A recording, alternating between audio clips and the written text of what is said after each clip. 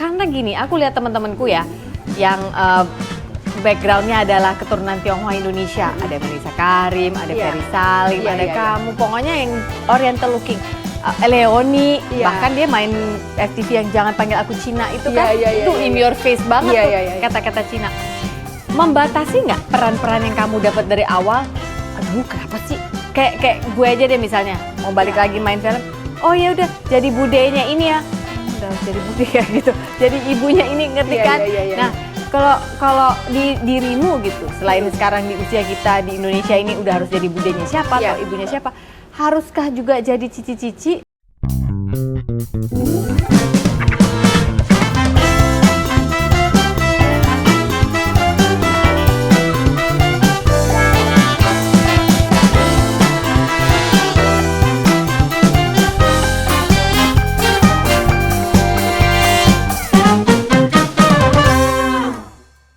Haruskah juga jadi cici-cici atau sosok-sosok atau mamanya siapa tapi keturunan Tionghoa misalnya? Ada gitunya sih, karena memang kan kalau di film kayaknya mereka pengen yang cocok. Tapi kan kadang-kadang ada peran yang mau dia keturunan apapun masih bisa gitu. Nah itu masih bisa kita, misalnya jadi wartawan dulu ada, aku sempat sinetron juga tapi yang masih seminggu sekali ya. Seminggu sekali jadi wartawan, jadi apa sama Indra Bruggman, sama Ferry Salim, itu ya bebas gitu, bukan karena tambah kesini nih loh, menurutku tambah kesini kerasa nggak itu? Kesini ada tren itu gitu. Mungkin kalau peran ibu-ibu, aku pernah nggak dapet juga karena katanya kurang ibu-ibu. Jadi aku mau disuruh jadi mamanya Laura Basuki, terus kata Ernest kayak lo nggak cocok deh. Ya udah lagi mana? Terus ya udah jadi. Tapi jadi mamanya Ernest pernah? Mamanya Ernest pernah. Kan? Nah itu karena permintaan dari produser, kata Ernest, lo kemudahan ya jadi mak gue. Tapi ya udahlah gitu, sama Ferry Salim kan waktu itu. Bapaknya dia? Bapaknya. Itu film Ernest pertama loh. Cek Toko Sebelah ya? Bukan. Apa sih? Ngenas. Oh Ngenas itu? Ngenas, film dia pertama itu. Aku seneng. Lu jadi dia punya mama? Beruntung. Aku beruntung banget diajakin Ernest film itu lucu banget. I think it's one of the best script I ever read gitu. Jadi dari awal sampai terakhir tuh gila. Gue ngeliat, ya baca script itu setiap scene-nya tuh ada punchline-nya lucu banget. Itu bagus sih. And you're happy ya? Aku seneng banget. Terus ya itu kalau menurut aku nggak, hambatan itu antara harus ada dan nggak harus ada sih gitu. Karena kadang-kadang memang kalau penulisnya memang detail dan pengen ada nanti di belakang yang nyambung dengan rasnya, apa boleh buat. Mau nggak mau harus yang benar-benar keturunan Tionghoa gitu. Kayak Ernest kan banyak yang backgroundnya memang harus Tionghoa. Kayak misalnya yang Cek Toko Sebelah ya, yang itu juga. Reza jadi fotografer, terus dia datang ke pemakaman suruh jadi fotografer tapi bawa angpau warna merah. That's only Chinese no. Karena warna merah itu warna gembira, jadi harusnya nggak boleh untuk funeral. Untuk funeral, kalau yang sedih-sedih itu amplopnya harus putih. Nah kebalikannya juga kalau kawinan jangan kasih amplop putih, amplopnya harus merah atau minimal ada garis merahnya. Atau emas nggak? Emas enggak, tapi merah garis itu kayak merah, warna warna kegembiraan. Prosperity. Iya, prosperity. Nah keluarga suami aku kan lebih totok ya, jadi kayak amanya itu, amanya udah 107 tahun. Hah serius? 107 tahun. Hai Ama. Harus didokumentasikan loh itu. Iya, 107 tahun dia. 107 tahun, ya, pokoknya kalau dia ulang tahun apa, kita semua tahu kita harus pakai baju warna merah atau minimal harus cerah gitu. Kuning, merah gitu. Tapi merah is like the best color gitu. Karena kan gembira gitu. Nggak ada tuh warna hitam, warna putih gitu. Itu buat mereka kayaknya kurang gembira gitu. Harusnya warna yang jreng gitu. Kalau pas ada ulang tahun, ada Imlek, apa segala macam gitu. Jadi kayak gitu kan backgroundnya harus jelas gitu. Kalau misalnya ternyata itu cerita tentang keluarga suku Jawa kan jadi nggak nyambung. Jadi memang kadang-kadang harus sesuai. Kadang-kadang ya misalnya fotografer, jurnalis gitu. Kan bisa bebas, apa aja. Kalau dalam cerita itu tidak mengangkat culture dari si tokoh itu gitu. Tapi kamu ngerasa itu menjadi satu keterbatasan nggak ketika akhirnya kenapa yang datang ke aku perannya harus selalu jadi Iya, dulu sempet mama-mama awal-awal Chinese tuh, baru dapat kok dulu aku enggak dulu gitu-gitu malah amat. keterbatasannya lebih ke dapat peran yang lemah terus gitu, kayak perempuan yang Terzolimi. iya protes aku. Tapi beberapa kali seperti itu gitu. Pernah juga aku teaternya Happy ya sama sutradara Agus Nur. Iya kita mau ngangkat soal itu Bumi Manusia. Wah apa dong? Terus gue pikir masa aku jadi Nyai Ontosoro ya? Oh iya. Ternyata jadi analis. Ya kan lemah juga ya. Iya, analis lemah juga. Iya. Oh. Nggak tahu ya itu. Jadi kadang kalau dapat perannya gitu, aku seneng banget Seneng ya? gitu yang Warrior gitu ya. Apa? Contohnya apa yang kamu pernah dapat peran yang fight? Ya nggak harus fight scene tapi harus fight. perempuan kuat. Sama gitu. Nayato pernah, sama Nayato pernah di Pernah ya? 12 AM itu bareng Julia Perez aku. Oh iya? Ya. Terus seru itu. Itu perempuan kuat gitu, digambarkan sebagai perempuan yang kuat gitu. Itu aku seneng sih.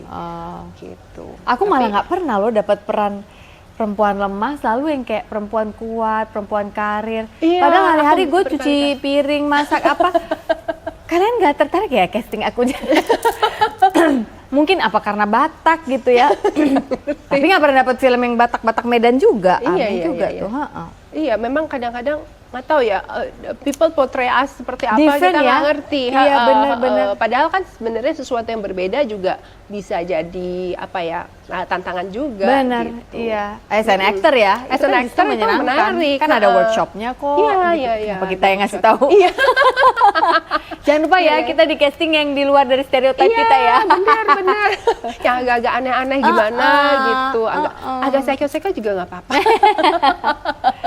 I want to talk about family now, last Ya. but not least. Kamu akhirnya 2017 menikahi Ya. seorang pria dari Surabaya. Di Surabaya. Ketemunya di mana? Kamu dari kecil apakah sudah dikasih tahu sama mama papa bahwa nanti ketika dia kayak gue lah ya, Batak aja gitu sebenarnya. Iya. Cari yang Batak ya, Iya. yang Kristen ya. Kita kan soalnya Nasrani misalnya gitu kan. Ya kalau nggak dapet ya udah, tapi sebisanya selalu digituin. Tapi kan kalau Batak lebih ada apa sih? Adatnya ngambil kan, marga, apa segala macam. Nah gue kan rebel, nggak mau, jadi gue langsung menjemput dari Jogja, dari Yogyakarta, mas-mas Iya, Jawa iya. gitu. Karena gue nggak tahu ya, bukannya nggak pernah nyoba pacaran sama orang Batak juga, tapi I just don't see the rigidnya adatnya itu gue nggak cocok gitu kalau di gue gitu. Karena kan kuat banget ya kalau di Batak. Kuatnya nggak apa-apa, tapi kalau sampai mengambil waktu dari keluarga inti karena terlalu banyak arisan keluarga besar ini, gue nggak setuju gitu. I'm a very homey person, very private. Nah kalau lo dulu pernah nggak jangan ya kalau bisa yang sama gitu? Sebenarnya nggak juga sih. Di keluarga aku malah lebih dibebasin. Bebas. Jadi aku pernah pacaran, cuman entah kenapa dua-duanya itu Jawa Sunda ya. Jadi pernah juga sama Jawa Sunda dengan agama yang berbeda gitu. Tapi ya memang bukan jodoh ya. Jadi berapa kali nggak cocok gitu. Terus kalau sama yang ini kok nyaman, dan menurut aku kita punya satu point of view yang sama soal family, soal keluarga gitu. Kayaknya oke ya gitu. Jadi akhirnya kebetulan sama. Kan dia bukan di industri kita kan? Nah itu lucunya, waktu aku jadi presenter suatu hari menterinya masih Pak Fadel Muhammad untuk perikanan ya. Aku kan suka di blocking untuk kementerian tuh. Terus dari TV One bilang ini ada blockingan nih dari KPP, katanya mereka mau meliput ini pengiriman ekspor apalah seafood gitu pertama kali ke Timur Tengah gitu. Nah terus aku presenternya, dan yang dipilih itu pabriknya si suamiku sekarang. Jadi kita ke sana gitu, ke pabriknya, terus seremoni apa segala macam gitu. Terus aku wawancara, suami. Iya, terus guys, maaf ya aku potong sejenak untuk sebuah informasi yang sangat berguna. Hati yang Gembira adalah obat, edisi Si Paling Overthinking adalah buku ketiga saya yang baru saja rilis 8 Maret kemarin.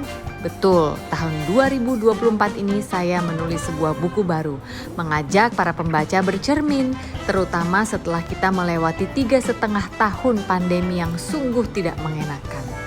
Buku ini sudah bisa kamu peroleh di toko-toko buku kesayanganmu seperti Gramedia, Buku Akik Yogyakarta, lalu ada Zahra Books. Tapi kalau memang nggak sabar kepingin punya sekarang juga, silahkan dilihat list berikut ini. Ini adalah toko buku online di mana kamu bisa mendapatkannya.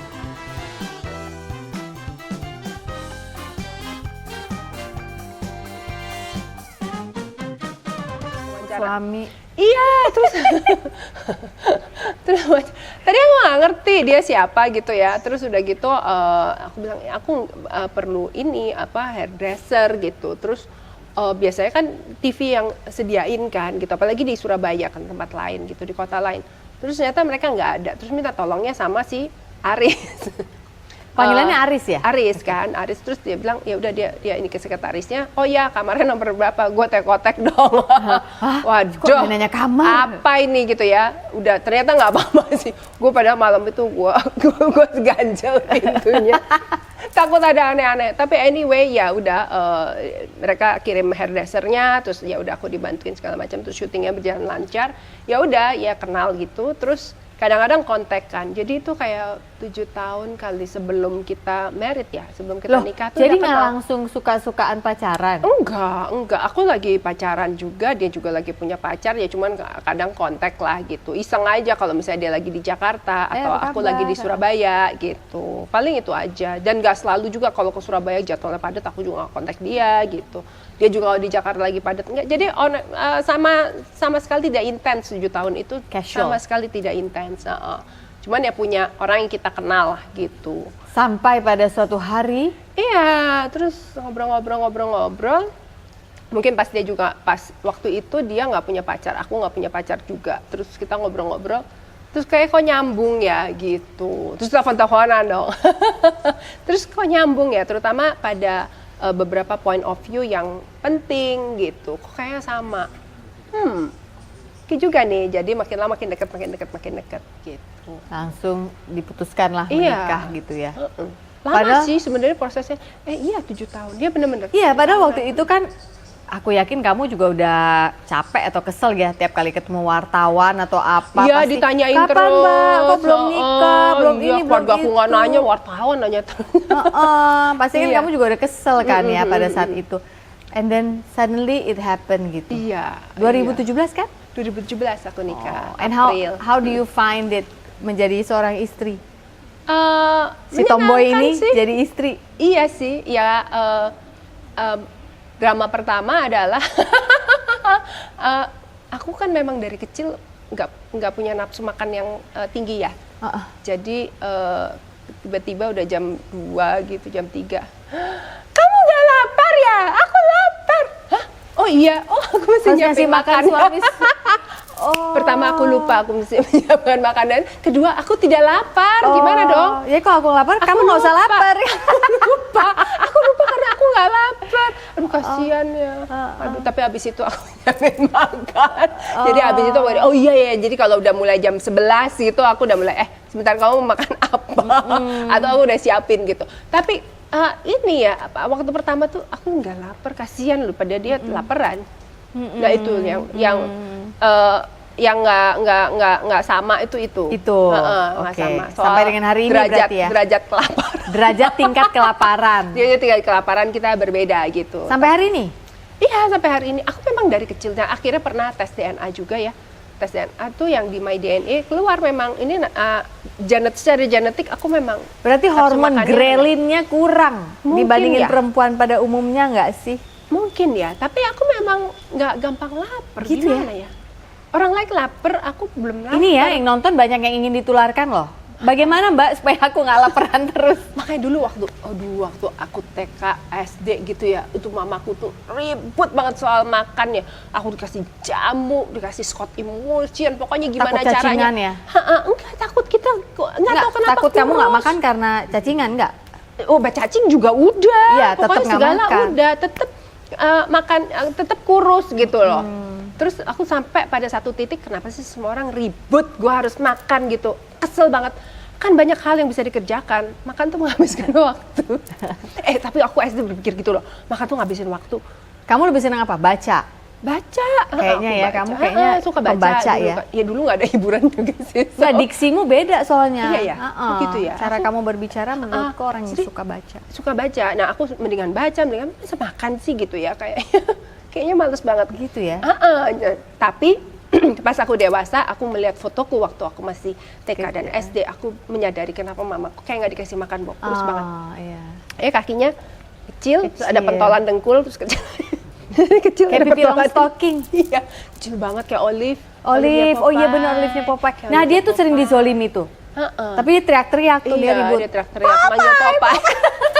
Mungkin karena gue kecil banget gitu ya, jadi dianggap kayak lemah gitu loh. Kayak diting langsung gubrak. Iya, saya kecil-kecil banget gitu.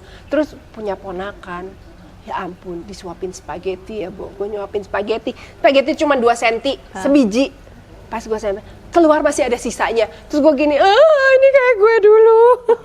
Tobat ya? Ya ternyata ya, kalau anak nggak makan ya pusing ya. Pusing loh kalau anak nggak makan. Iya. Jadi kamu sekarang merasakan sebagai orang dewasa. Sebagai orang dewasa, kenapa orang tua gue waktu itu ribut banget soal aku nggak makan. Gila, bener-bener aku tuh waktu itu kesel banget loh. Sampai jamu-jamu yang pahit-pahit, aku tahu loh cara minum jamu pahit yang... Supaya nggak pahit atau supaya nggak kerasa? Supaya nggak pahit. Gimana? Jadi itu kan kasih kecap ya. Balikin lagi. Enggak. Jadi itu kan serbuk ya. Kasih air, tapi sedikit mungkin. Kasih air lagi dikit. Kamu bikin bola. Oke. Jadi kayak minum kapsul. Oh, jadi nggak kerasa. Nggak kerasa. Itu cara aku SD minum jamu. Kirain dikasih kecap juga. Terus semua yang penikmat jamu pada marah-marah. Nggak diseduh. Diseduh di dalam sini aja. Kan nanti masuk juga ya. Apa rencanamu ke depan nih sekarang, Olga? Kemarin kan kesini ada acara media conference, masih aktif seneng juga banget. ya. Ini acara yang aku tunggu-tunggu. Ini tiap 2 tahun sekali itu ada APMF. Teman-teman media, advertising agency, PR agency pada ngumpul di sini. Terus ada 80 pembicara dari luar negeri, dari Indonesia yang keren-keren banget. Kemarin tuh ada 88 Rising juga bicara, ada Pak Arman Hartono cerita. Terus ada Pak Sutanto juga dari video, dari SCTV juga datang. Mereka sharing apa yang ada di isi kepala mereka gitu, jadi kita bisa belajar. Pak Sutanto nih Pak Tanto ya? Pak Tanto. Pak Tanto nih gue kasih tau ya, kalau nggak ada Pak Tanto dulu gue mau Pongki nggak jadi kawin loh. Pak Tanto sama Pak Ian.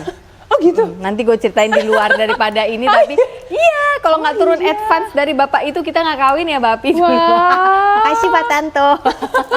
Ya itu tadi dia sharing juga gitu, sharing mengenai lo emang TV seneng ya dunia media ini, atau karena memang lo di sini sebagai, kemarin kan lo bilang lo sebagai VO talent. Aku sebagai VO. VO talent, selain VO talent juga masih MC kan, Olga kan? Ya kemarin aku nggak muncul sama sekali, jadi aku nggak usah prepare apa-apa, aku benar-benar VO doang. Tapi sambil di FOH aku sambil belajar meresap. Gitu.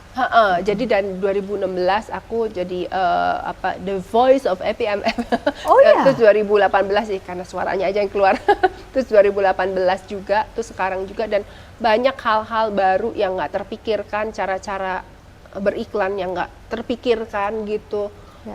Sejauh mana sih kayak kita bayangin City Vision kan juga presentasi gitu. Kita bisa ngeliat betapa hebatnya mereka bisa ngukur billboard itu berapa orang yang nonton, jadi mereka pasang kamera juga, itu keren banget. Dunia yang lain lagi tuh. Dunia yang lain lagi. Lu sendiri nggak ada ini keinginan bikin advertising company, digital company apa gitu? Sebenarnya enggak, tapi ngebantu kita ya, karena kebetulan aku kan lagi produksi film. Oke, saat ini? Saat ini. Nah sekarang lagi proses mau DCP, nanti mau dibawa ke 21 untuk dapat tanggal, mudah-mudahan dapat tanggal. Nah, strategi-strategi marketing yang ada kamu sebagai produser. Nah, film itu kan it's very risky ya. Bisa bagus banget, bisa sedang-sedang saja, bisa flop gitu. Nah, itu tergantung juga dari marketing kan. Nah, aku di sini aku merasa aku menyerap banyak hal yang mungkin bisa diaplikasikan untuk promosi film gitu. Karena aku belum melihat ada cara promo yang paling efektif gitu saat ini. Yang hemat.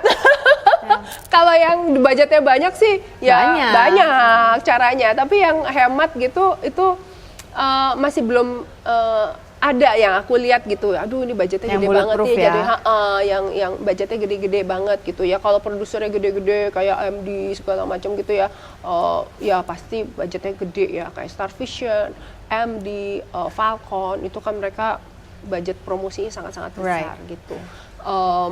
Aku sebagai produser baru dan kecil mungil, aku berharap mudah-mudahan bisa dapat cara promosi yang lebih baik gitu. Udah boleh sebut judulnya belum filmmu? Belum. Arti Cinta. Apa? Arti Cinta. Arti Cinta. Oke, siapa sutradaranya itu? Monty Tiwa. Oh, sama Monty. Best. Dan aku membuat film ini dari satu pertanyaan sebetulnya. Kalau ada seorang ayah yang playboy, punya anak laki-laki playboy, seneng dong, bangga, is my boy gitu kan, playboy kayak gue. Tapi kalau punya anak perempuan yang playgirl gimana? Oh no. Iya. Nah itu sebetulnya, itu muncul dari satu pertanyaan ini. Apa yang terjadi pada seorang ayah yang playboy kalau anak perempuannya playgirl? Aku sebenarnya sempat iseng nanya kepada bapak pengacara itu, yang secara terbuka menunjukkan pacarnya banyak. Gimana kalau misalnya anak perempuannya nggak bisa jawab? Oh ya? Ya enggak lah, ya enggak lah, ya enggak lah. Ya kan ini nanya kalau. Jadi film ini seputar itu ya? Seputar itu. Berarti kita tunggu di bioskop segera, yang diproduseri oleh Ibu Olga Lydia yang bukan Alin Adita itu. Karena nanti Alin saya akan undang lagi dalam kesempatan yang berbeda. Olga, thank you banget buat waktu lo. Thank you. Lo udah sempetin di tengah-tengah lo menikmati Bali. Iya. We won't take any more of your time. Terima kasih. Tapi aku untuk seneng filmnya. banget bisa ngobrol. Thank you ya. Kangen, udah lama gak ketemu. Sampai jumpa dan well, udah lihat dari Olga Lydia. Hari ini bukan hari yang baik untuk menyerah, katakan itu setiap hari. Remember, you are loved. Sampai jumpa. Dah. Bye. Thank you so much. Thank you. Terima kasih. Thank you ya.